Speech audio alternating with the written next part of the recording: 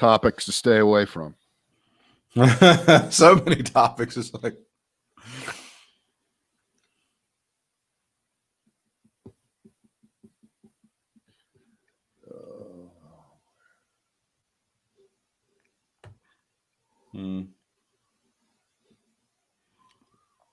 I'm looking at we can do this in pregame so everybody can watch it. I don't care. I'm looking at Sheriff Barnes, and apparently he's concentrating on Amy Coney Barrett. It's weird. It's odd. What do you mean he's concentrating on her? He's not there's no story that exists about anybody not paying taxes or paying too little taxes. That doesn't exist. The story is Amy Coney Barrett. Oh, well, the whole if you look at the whole front Fox. I was just looking at that actually. I mean, there's nothing there. It doesn't. I saw some of that stuff. It's pretty funny. Well, damn it. Let me see if I can get to my page here. Oh, I am plugged into the Ethernet, so we should be fine today. I experimented with it over the weekend. I think it's going to be good. Who are these Ethernet people? That's a wired connection for those of you people that don't know much about the World Wide Web. Let's see. All right. There it is. And I'm sharing it now to mine, and I'm tagging you. I'm in business already. You're already there. I'm already there. Yeah. All right. Well, we're ready to go then. I can't see any reason to delay any of this. Okay. We need to go ahead and get rocking and talk about how Antifa is killing America.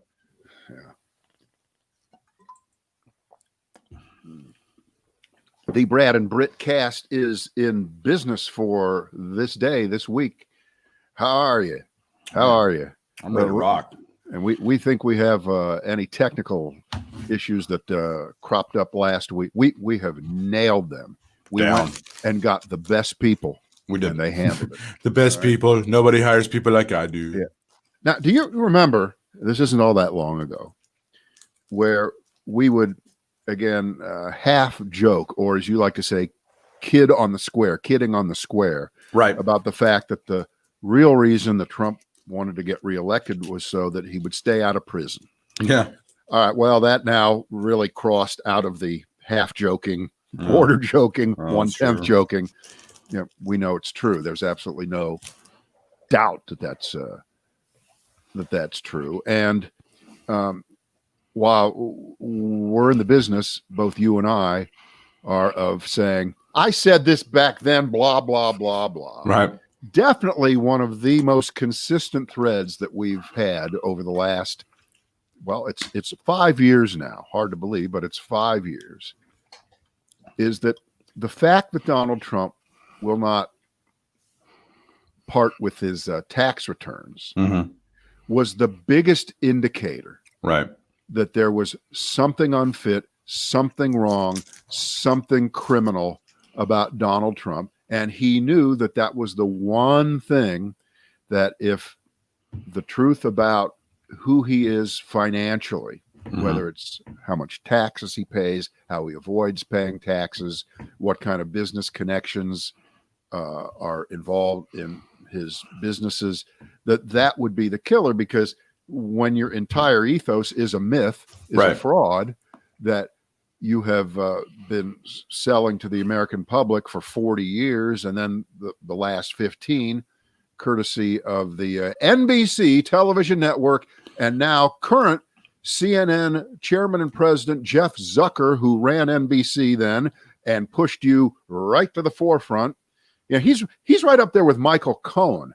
You know, and by the way, I like Michael Cohen more every hour. Every time I hear him, we've got his book. Right. And Cohen has completely crossed into the zone that we wanted lots of people to cross into. Now, of course, a couple years in prison helped push him along, but that's not the point. Because he could be G. Gordon Liddy also. He could just say, fuck you, and put a candle to his hand. No, Donald Trump's the greatest ever. I showed how tough I was. Right. But he's telling the truth. Michael Cohen is an absolute truth teller. And when most of us, and that is the majority of the country, saw that Donald Trump was who he is and what we know him to be 5 years ago, and the majority of the people who voted did not vote for him. Mhm. They saw it. So mathematically, it seems almost impossible at this hour, 35 days or so before the actual election day where they start to publicly count the votes. Because I'm saying we're already in the election. Yeah. We shouldn't even, you know what?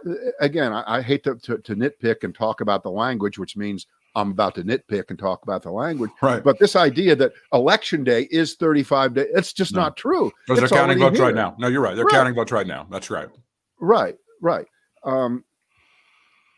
So where are the extra voters? Where are the shy Trump voters? You know, I think that's who right. are making all these polls. How does this story about him irrelevant right now? How does this help him gain any voters? You're right. I think that is the main piece, because I don't know that there's anything there that's not surprising to a reasonable human being.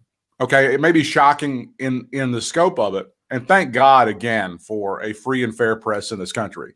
It's obvious why Donald Trump hates the media and hates a free and fair press, because that's what gets him.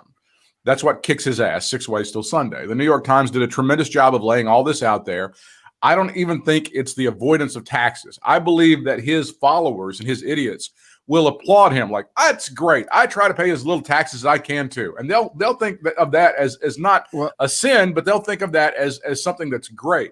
It's the fact that he's a shitty businessman and that he has no idea how to make money, how to make a payroll, how to pay independent contractors, how to turn a profit. He doesn't have any idea how to do that, because that shit would get thrown into your face over the past 3.5 to 4 years. Well, you can't say he's not a good businessman. Yes, you can. He sucks ass as a businessman. He's never been able to turn a profit on hardly anything at all. The only way he's been able to turn a profit is to rip off taxpayers and lie about consultant fees and try to just jack with the tax laws. And even that's running out on him. So yeah, you're right. This doesn't benefit him at all in the election, which is already underway. I would differ with one thing you said right at the beginning of what you just said, which is that all his supporters are going, yeah, I hate paying taxes too. You're a smart guy. I don't think that that's enough of an asset. Fair enough. And yes, there are some people who might think that, but certainly you won't see anyone in public say it. And that doesn't mean that everyone who isn't saying it in public thinks it in private, because most of us, the majority of us, even Trump supporters who are hardworking, patriotic Americans who like to parade in boats, right, who have to pay income tax, can figure out that a guy who has been sold to them all these years as a genius is just a garden variety, although on a larger level, cheat, a fraud, a huckster, a phony. But when you bring up the fact that this reveals, again, for the 12th time in the last year, who knows how many times, that he is a bad businessman. You know that phrase, shell company? Yeah. These are these kind of companies that have this fancy name that don't really do what they're supposed to be doing, and they're just there to either hide money or move money around. Exactly. I believe that the entire Trump organization is a shell company. Oh, I agree. There is nothing there. They don't produce anything. There's nothing they produce. There's nothing. It's right. To lose, and the businesses are designed to lose money. That's what it is. They're designed to lose money and to give an income to idiots like Ivanka and Eric and Don Jr. and all these other people who are paid as consultants to lessen the tax bill and to put millions of dollars in their pockets. But there's nothing there. Think about how you bring your family in close to you to defend you at all costs. And think about Eric Trump or Don Jr., who are regulars on Fox as much as Lindsey Graham is. You know, they're on 6 times a day. And what's really behind it? Is it we love our father? No, they're all tied in together. It's the gravy train. Keep the gravy train rolling. I have a vision. What was the last great NBC show that ended with the four principals sitting in a jail cell. What was that It called? was Seinfeld. That's what they called it. So isn't that how The Apprentice may end? Yes, and Seinfeld had a shitty ending too, and this will be a much better episode than the last episode. Is much better than the last episode. So there's Eric and Ivanka and Don Jr. and Donald Trump sitting in a jail cell. You see that? By the way, cannot be filmed in front of a live audience because of COVID considerations. But they don't care. They'll do it anyway, and they'll charge $50 a head, and they'll get some, Clem Cadiddle-Hopper who. It's galling. I said this many years ago, and people would laugh at me. Three and a half years ago, I said, people make fun of Jimmy Carter. Jimmy Carter was a punchline to a lot of Republicans now for 40 years, more than that.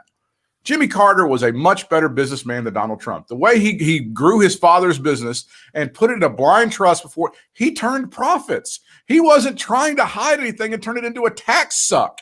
Jimmy Carter was a much better businessman than Donald Trump, and I don't even think that's a controversial statement. Well, it's because it's not a controversy and nobody's arguing it. But go ahead, keep going. No, but that's the deal. Is they always Jimmy Carter's this boob, and we need a really strong businessman. Look at what Donald Trump has done. He's a billionaire, and he's not. And now it's not only not going to jail. You saw the article. He's got loans that are coming due. They're worried about the idea and the controversy and the image of foreclosing on a sitting president. Because that's what some of the people who hold these loans are looking at if he gets reelected. That's what they're looking at, is possibly the loan is due and we've kind of waited around for a while and you have no money.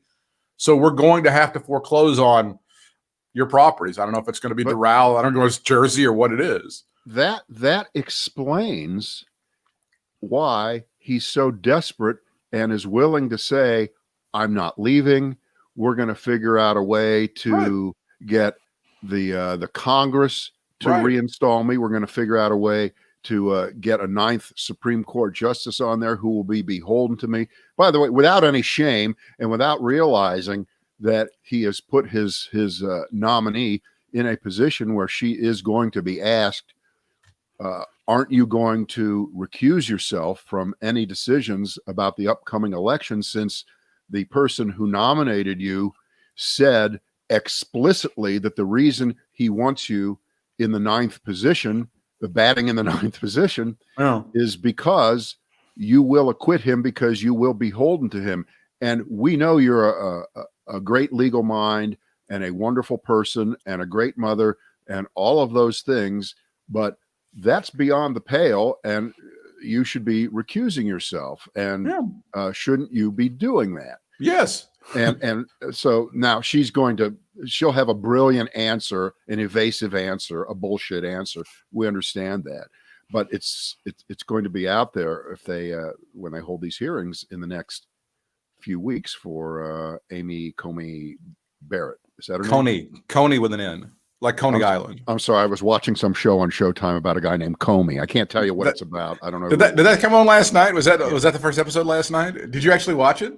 Yeah, watched the first part of it. Was it good? Asleep. Yeah, but it's pretty good. Yeah, Jeff Daniels, that's an Emmy.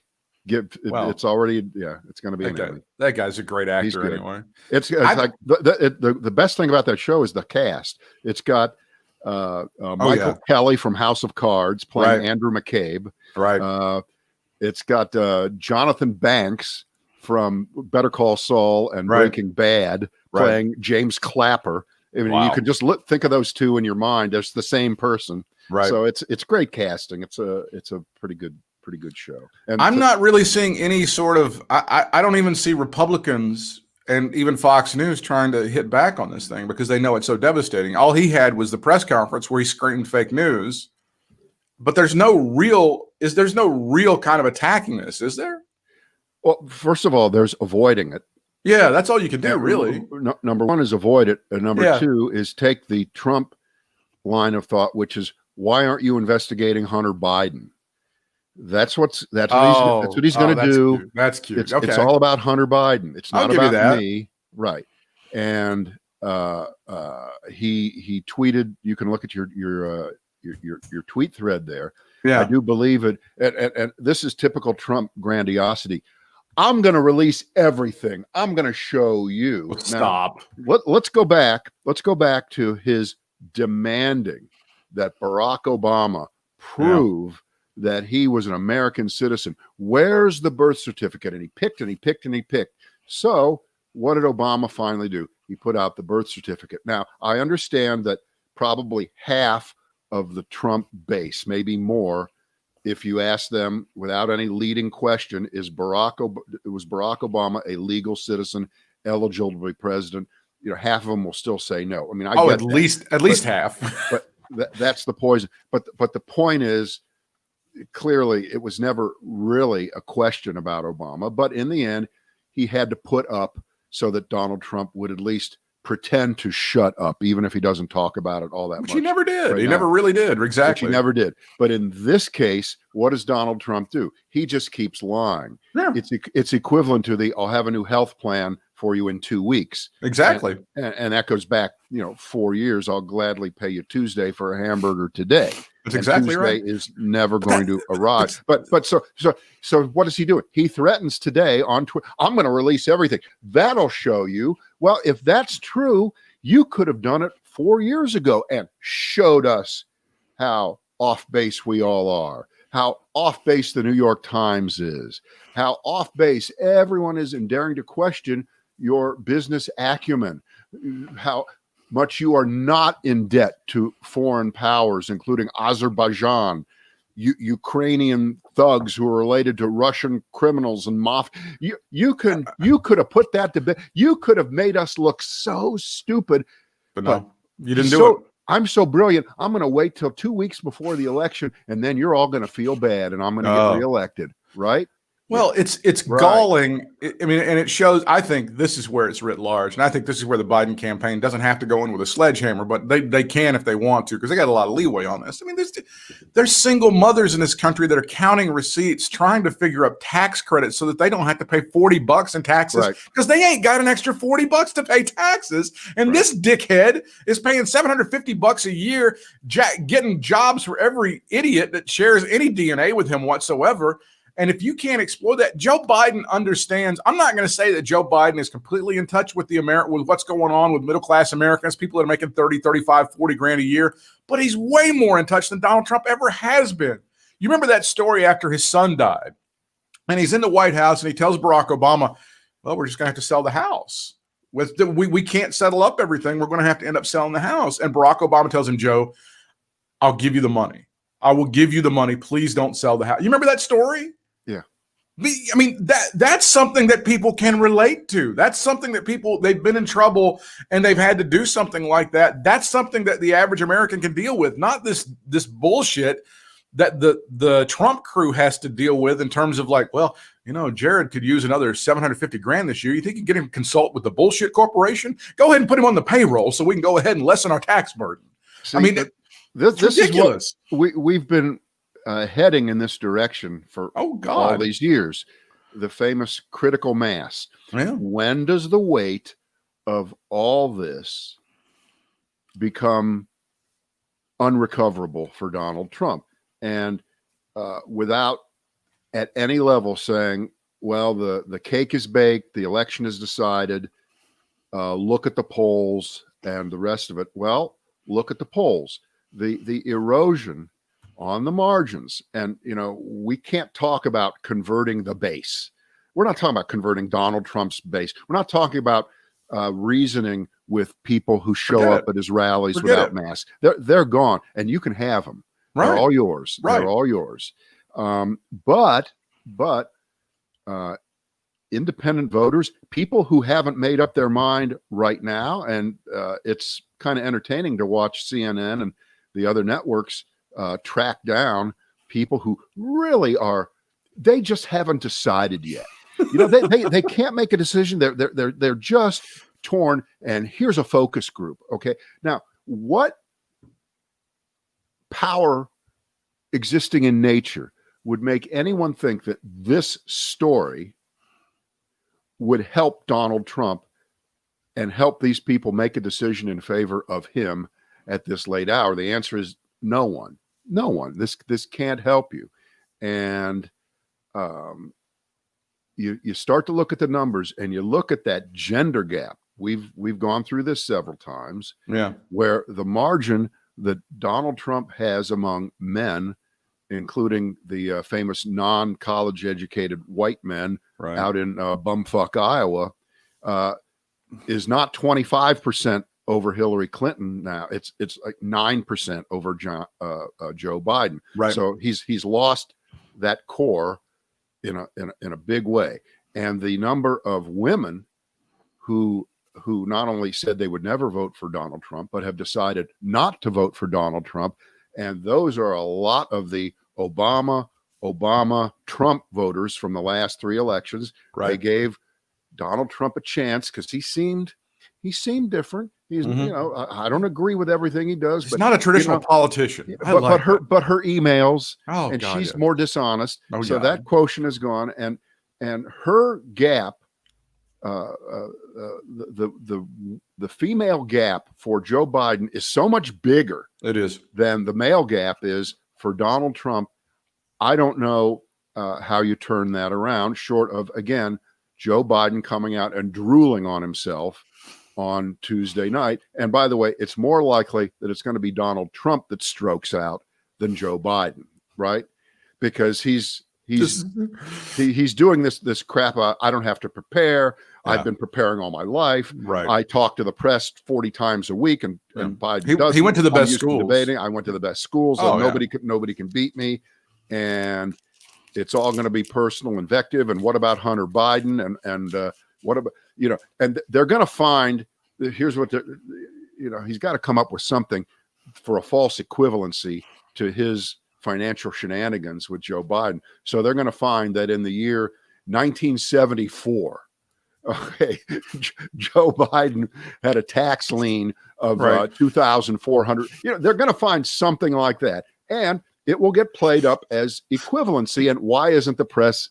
That's what they do. I gotta chase down this rabbit, because they're speaking of equivalency. I saw the headline. Kamala Harris is in Raleigh today, campaigning, and they had to balance that out with Laura Trump. Did you see? It was Kamala Harris. And Laura, because those two people, they're roughly the same people, aren't they, Brad? I mean, Kamala Harris, who was the district attorney for the entire for the entire state of California. Now she's been a senator from California for a while, and Laura Trump, the person who married arguably the stupidest Trump. I think is she from Wilmington?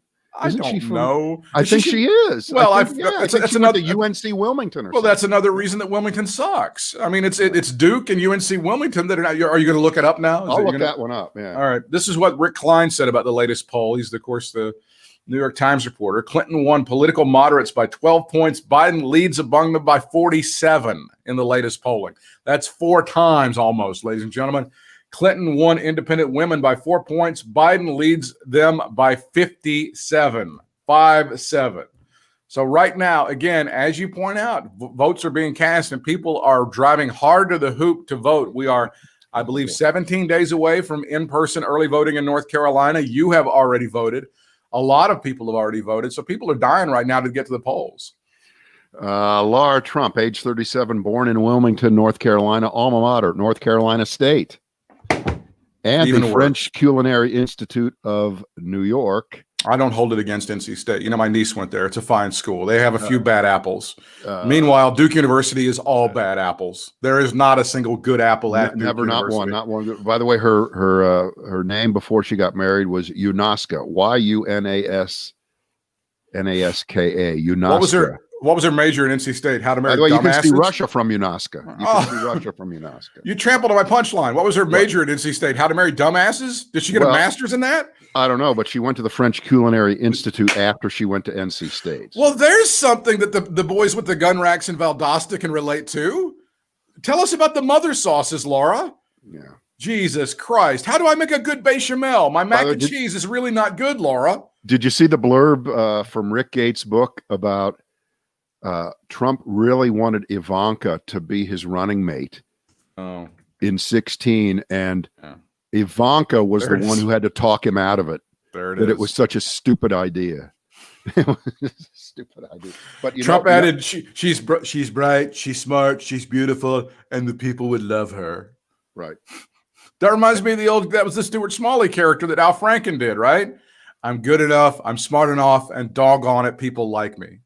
Except he's doing it in real life with his stupid daughter. Hang on. But wait a minute. Think about what we know now about what has been tolerated all these years. Yeah. And think about the complete lack of charisma of Mike Pence and where we were at that moment.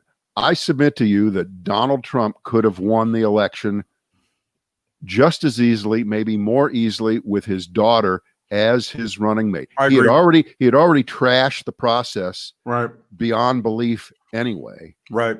And the dirty old man vote would have absolutely come over to him big time. Right. But you know what they would have done in that race? They would have positioned Ivanka against Hillary. It would have been girl on. And so who do you want? Who do you trust more? Oh, yeah. This nasty fat old woman or this really hot absolutely, one right here? Yeah. I know. She's so hot, even her dad wants to bang her. That was, Right. And here's the sad part. What you're saying is 100% true. He probably would have won the popular vote if he actually would have run her as the vice president. I mean, this is how little faith we have in what happened in 2016 and what our country was going through back then. This is the saddest thing of all time. Well, they were actually, this is one of these ones with the benefit of hindsight. We really can kind of figure out that it wouldn't have been the comparisons to Sarah Palin might have been made, but they would stop very, very quickly because Ivanka Trump is much glibber than Sarah Palin was. Sarah Palin was, just an idiot. And Todd Palin was a better husband than Jared Kushner is. I mean, I hate to say that. It's true. It's very true. Okay, we're drilling down too hard on this one.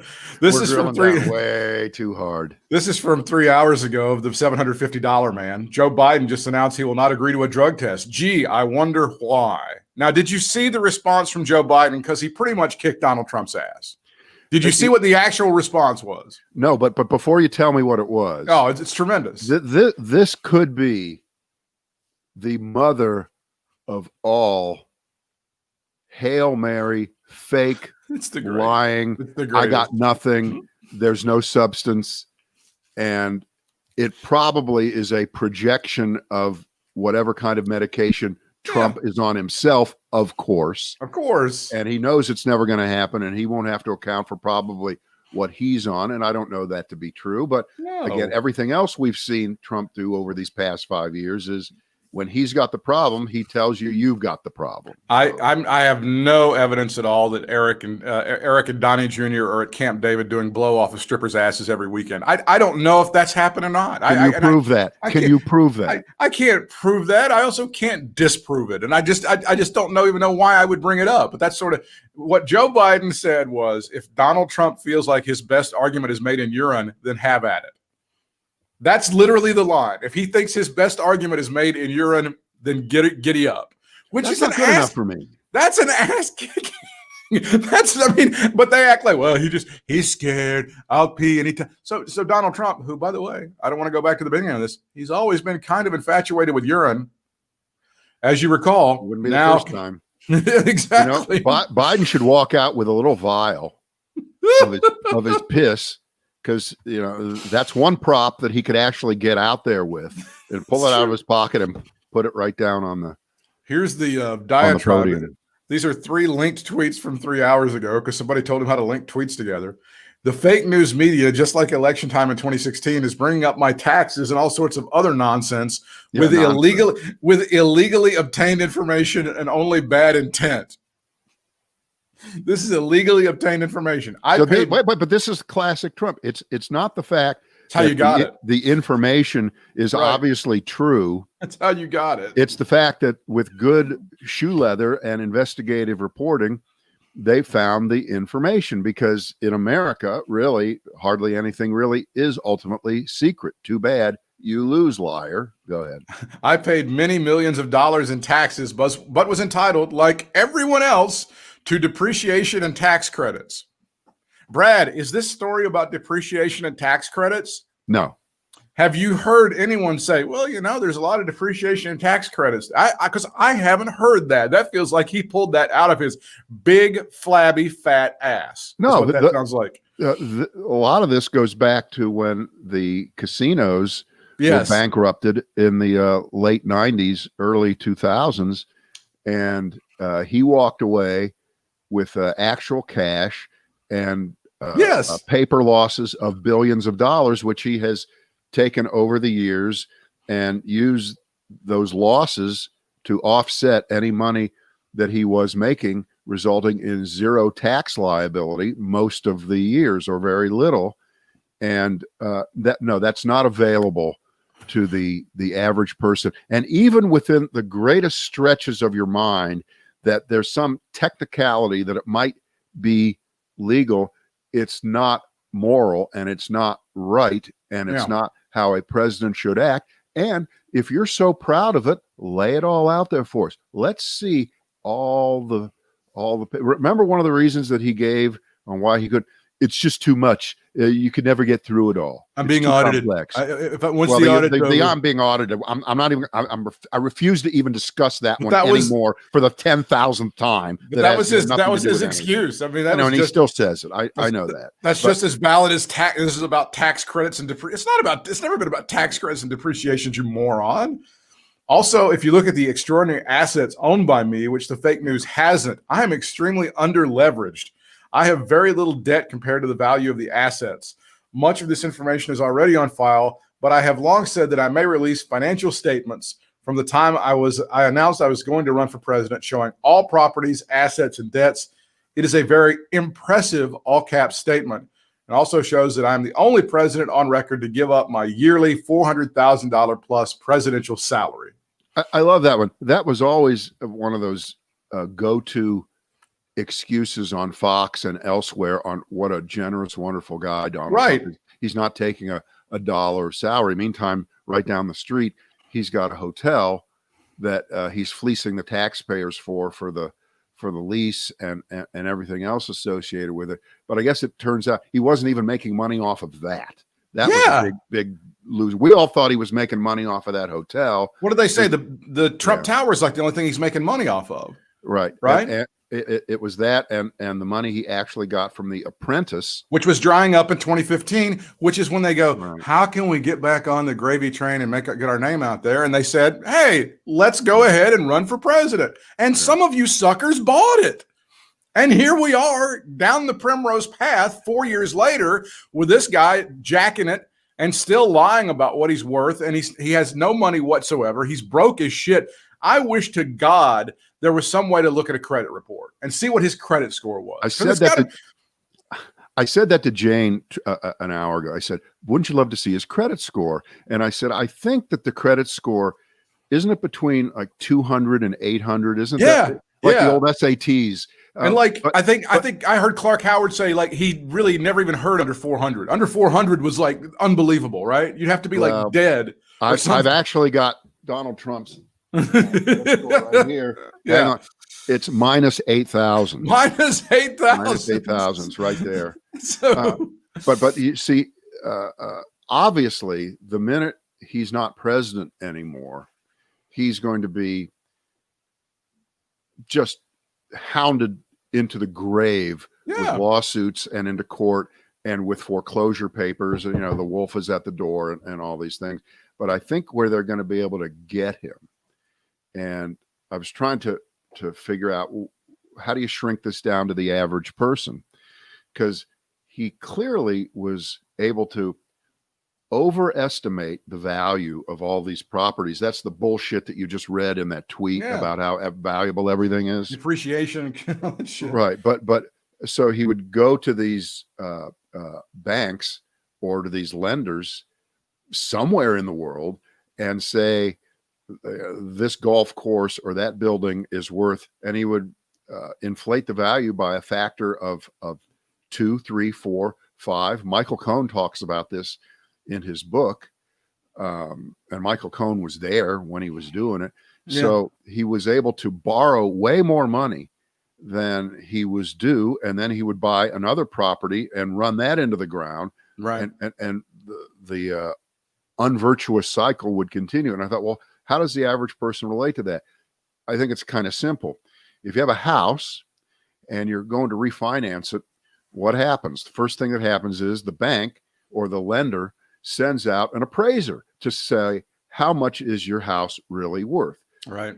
If you bought the house 15 years ago for $200,000 and the tax thing you get every year says, oh, it's worth about $400,000 now, and you owe $100,000 on the mortgage, so you've got supposedly $300,000, at least in your mind, in equity, if not reality, and they come out, and that's the amount of the next mortgage your refinance is going to be. But if you're Donald Trump, you don't get it appraised. You just tell the bank that your house that you bought for $200,000 is now worth $2 million.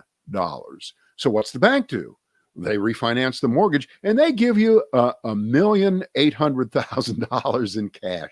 So what do? You go out and buy another business. And what do? You run that one into the ground. And so these are things that are not available to the average person. But the point is, you're in big trouble if you try to lie on a mortgage application. You're in big trouble if you lie on the FAFSA application to get financial aid for your kid. It's really a bad thing to do if you get caught at it. But apparently there's enough accountants or attorneys or somebody that will go ahead and jot that number down without any basis in reality. There's enough shady guys that will do that so that you can get away with it, and you can cheat on your taxes, and you can lie, and you can get some money back. Why would you need a $400,000 presidential salary?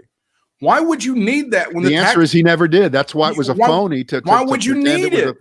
You get to play golf for free everywhere. You have the taxpayers shoveling money to you with Secret Service stays at your resorts. You have everybody who's ever had a T in their name on the tit. Why would you need $400,000 a year? There's no need for the salary. You're eating all the Big Macs and drinking all the Diet Cokes you want, and your fat ass is playing all the golf you want to down at Mar-a-Lago. Why would you ever need $400,000? And you got, you got sweet Ivanka, and you got Jared, and you got the whole hee-haw gang up there. They're easily pulling down $1 million total from taxpayers just in salary. But why would you need it? Think of the pathology going back, a couple of generations now. You have Fred Trump, who started all this with the sperm that came out of him. Yeah. That we get Donald. But Fred Trump started out there in the outer boroughs. I think he was able to borrow a little bit of money, got a little bit of a start from his mom or something. We're not talking about Donald Trump kind of millions of dollars. So he got a little boost up. And he really did make a lot of money. He was a rich guy. He was an insular asshole, an antisocial creep who raised these children, particularly the one, Donald Trump, to be this even worse antisocial creep. Oh my God. He spotted him all this money and kept bailing him out. And the American public gets sold this bill of goods via that TV show that's what bailed him out. That's what saved him. That's what turned him into the president of the United States, don't you think? I think, yeah. I believe what I see. It wouldn't be on TV if it wasn't true. No, it was a book. It was fucking Lifestyles of the Rich and Famous, except at least on that show, the people really were usually pretty rich. But you can't can't take away from the element of racism that was baked into the Fred Trump cake as well, by screwing over black people in his building and stuff. I can't think of every horrible thing that he passed on to Donald Trump. That trickles down to you're today. Right, of course. His followers would tell you that the problem is it's these lazy blacks and these lazy Hispanics getting all these benefits, and they're on welfare, and they get the food stamps, and they get all this shit. Meanwhile, there's nobody that's jacking the taxpayers and on the public tit more than those lily white assholes in the White House. Those are the guys that are screwing you over. It's not some Mexican guy that crosses the border and is dying to work for $6 an hour picking tomatoes. It's those assholes, that pencil neck geek Jared Kushner up there trying to grab every buck he can from the American taxpayer with absolutely zero shame. So I find there to be a delicious irony there that those people, because of the color of their skin, they're the ones that are villainized. Because, again, they're lazy. They're on the couch. They get unemployment. They get welfare. They get food stamps and all this other shit. Meanwhile, the people that are really jacking the taxpayers are that fat ass and his family. Well, there's no two ways about it. Let me jump in here because as you're using old ideas here in this sense. Trump is doing better. He is doing way better with the Hispanic population, right? The conservative Hispanic population, which means Cubans, right, and folks like that. And he's doing well in Florida with those people that you think would recoil against Donald Trump. But because Donald Trump has sold this bill of goods, and Donald Trump just nominated a justice that's going to make people have more babies, that's a wonderful thing. Okay. Should I go ahead and get started? Because I was thinking of just cashing in. Whatever reason. But I think that this latest story about the taxes and the fact that he's really a shitty businessman, that's going to be very helpful in helping to erode whatever growing, inexcusably, support he's had in the Latino community of Florida, which is the only one that we really worry about, right? We don't care. Texas, we're not assuming Texas is going to vote for Joe Biden. He's not doing well. Still in play, but if he's not doing well with the Hispanic community in Arizona or California, there's no traction at all there, right? Because those are not the conservative, right? It's not a monolithic. It's not all absolutely damn Hispanic. They don't all vote the same way. It's that is so racist. It is. It's incredibly racist, but it's just racist for the majority of folks. The majority of the Hispanics in Arizona and California are breaking for Joe Biden. He's doing pretty well in those places. In Texas, as you talk about, is doing pretty well for him as well. Right. And again, we don't have to worry about California. California is what it is. The fact that Arizona is where it is, and it's brilliant. I just wonder whether in a state like Arizona, where Mark Kelly, the hero astronaut, right, who's doing very well, I think he's up anywhere from 8 to 10 points over the incumbent. What the hell is her name? Oh, it's not. I can't remember her name. She's terrible. Kristen Sinema is the Democrat, and Martha McSally is the Martha McSally. Because I always get she was surpassed in awfulness by that Loeffler person. So I always kind of get her snowed under by that one. Yeah. So Trump not only doesn't have coattails. Okay, I think that in a state like Arizona, he's going to be the victim of reverse coattails coming up at him on that ballot from people who see what a phony, baloney, hypocrite Martha McSally is, who's going to vote, of course, for Amy Coney Barrett for Supreme Court, because they're all switching sides on that one.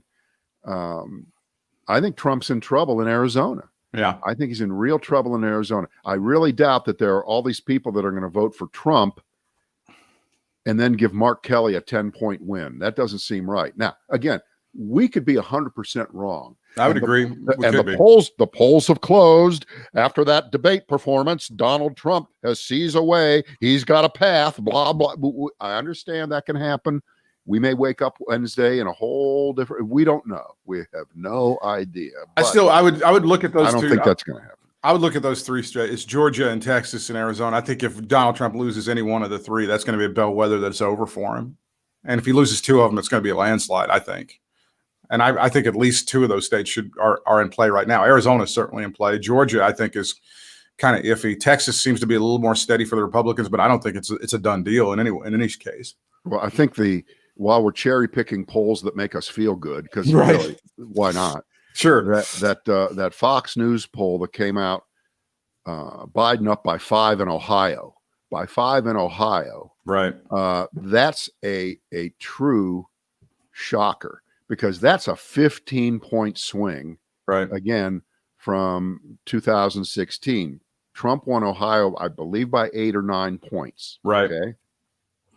And that was suburban. That was mostly suburban women who have deserted him now in this election. Reynoldsburg, Ohio. Right. Name some places. That's good. That's fine.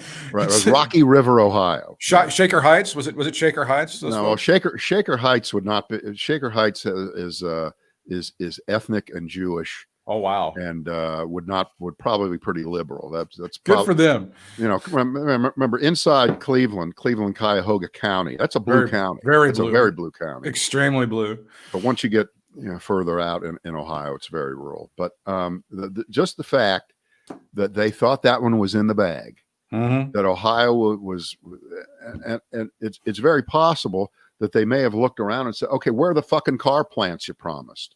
Where's all the industry that you said you'd exactly? I seem to recall I seem to recall Barack Obama saving the automobile industry, but I don't think you did jack shit. I think that might be something they're actually saying right now in Ohio.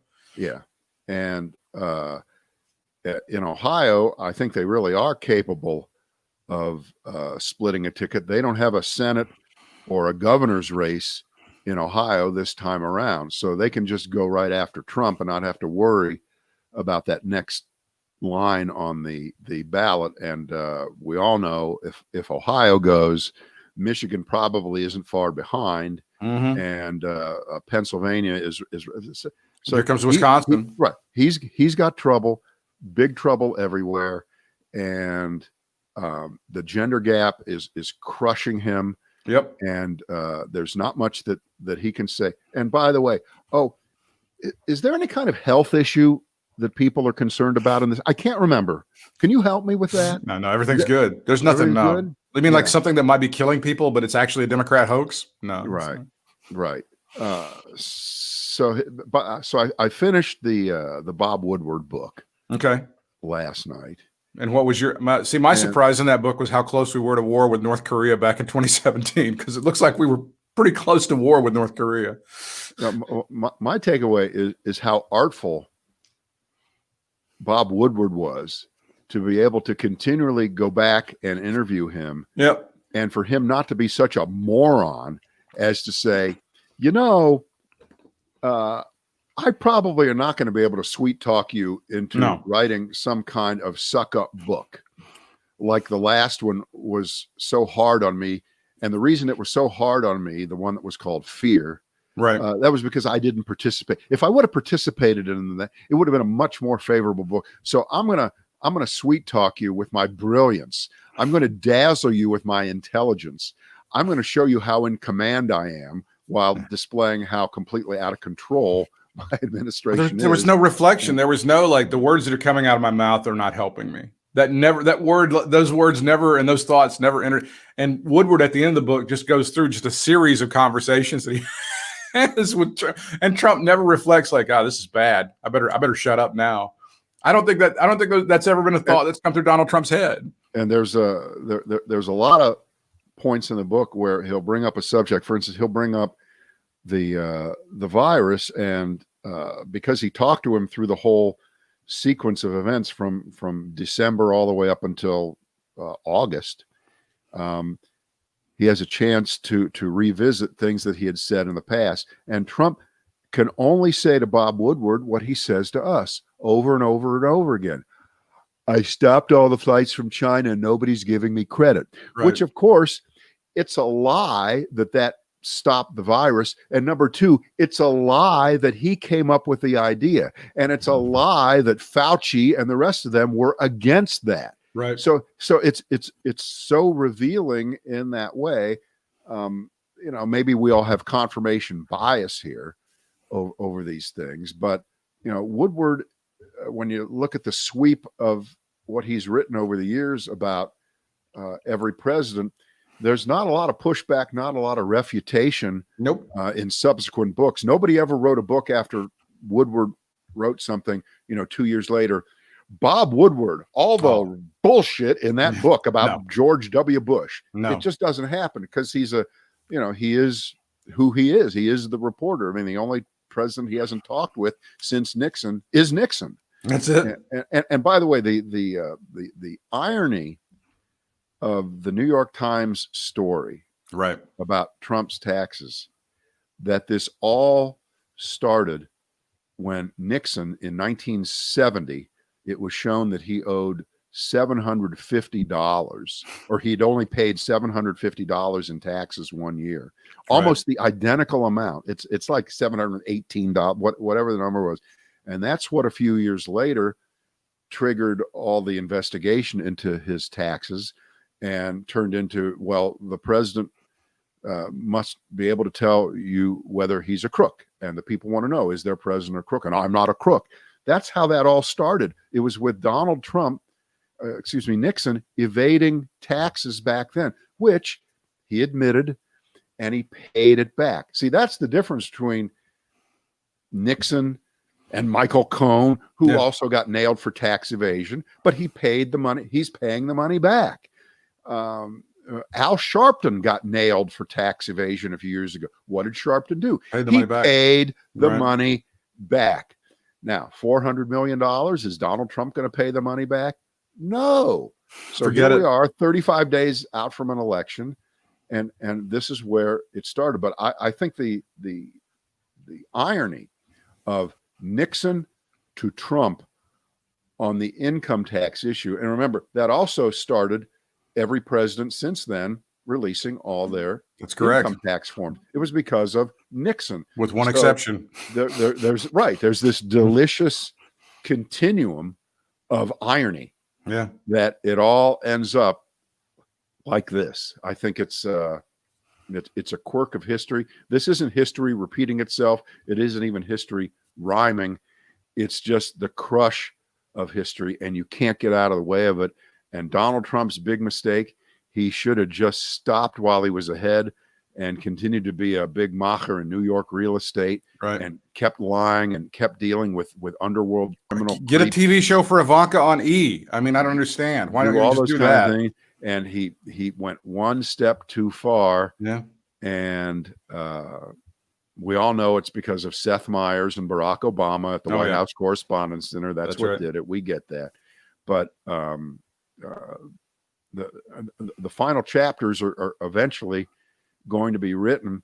I found it, again, I watched the financial markets very, very closely, and I thought after the story broke yesterday, oh boy, it's going to be a rocky day on Monday, because this just throws another bit of uncertainty into the markets, and boy, they must really, really hate it. Let's see, it's up 500 points. It's up a little less than 2% as I'm looking at it right now. The Dow is anyway. Yeah. I think it's already priced in the market. I think the Wall Street big money types have already come to at peace with Joe Biden winning the election. I think that's what's happened. Right. I think the only thing that can upset the financial markets is uncertainty, or whether Trump takes it all the way to the wall on contesting the outcome of the election. But this makes it more paramount than ever that this be a decisive victory in a couple of the states that you just mentioned. That he starts to lose a Georgia early in the evening. Oh boy! By a margin that cannot be overcome, and won't be overcome by the subsequent counting of mail-in ballots, or that the margin is so tight that those mail-in ballots that they count later on are going to be overwhelmingly Democratic, and he's going to get crushed by Wednesday or we need a couple of those early on. That would be very, very helpful in quelling the masses and keeping people off the streets, where we don't want this election to be decided at all. And we don't want the election to be decided by some kind of Supreme Court decision. And we certainly don't want this election to be decided in the House of Representatives, where Trump would get reelected, because more state legislatures are controlled by Republic. He's counting on that one. You do know he's counting on that. I think that's and again, gold. These are mistakes. I think they are. They are just mistakes that were made by the founding fathers.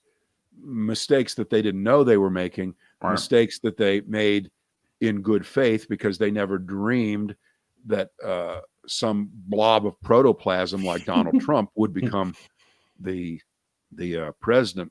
But I don't know how long we continue to last as a country with a minority government telling the rest of us what to do. That doesn't seem to work. And other countries figured out a long time ago that was a bad idea, to come up with backdoor ways to allow a minority to effectively bypass the will of the people during national elections and continue to rule over the country. And if they're doing it via the Supreme Court, a very undemocratic institute, the most undemocratic small d institution that we have, But again, because there's been some level of good faith by presidents of the past, and some level of good faith by most of the men and women who have served on the Supreme Court, we've avoided the worst of the worst. But have you seen that clip? It's from 1970. So Nixon was just in his first term. And Nixon agreed with this. It was uttered by the late senator, father of Evan Bayh, later a senator, Birch Bayh. He was a senator. And he made a speech saying, we have got to get rid of the Electoral College. It is sowing the seeds of a president being elected with way fewer votes. But because of the quirks of the Electoral College, that would, and of course, he was completely right. And what happened?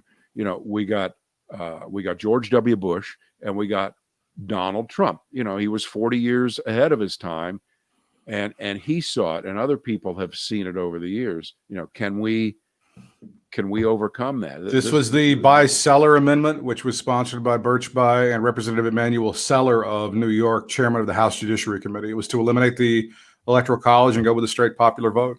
Yeah, and of course it got voted down. Of course it never got anywhere. Of course it got anywhere because as long as Wyoming can have the same influence in the U.S. Senate as California, they're not going to want to get rid of it. That's what Thomas Jefferson wanted. That's what George Washington wanted, for sure. It allowed the smaller populated slaveholding states. Yeah, it's all about slavery.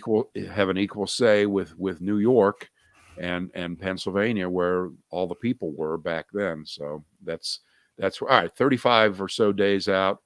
And hey, can I borrow a couple $100 million from you? Well, I don't want to do this on the podcast. Can I borrow $750 from you? No, no. See, that's the point. People can lose their homes over owing the landlord $750. They get kicked out on the street. Yeah, right. But if you're Donald Trump, you buy another year. Of get out of jail free. All right. So that's our thing for today. We will come back again tomorrow. And no, we're not going to do a preview of the debate. That will leave other people to do that, because you can do that yourself. Do that yourself. You can figure out what they're going to talk about. Okay. Bye. Right. Bye.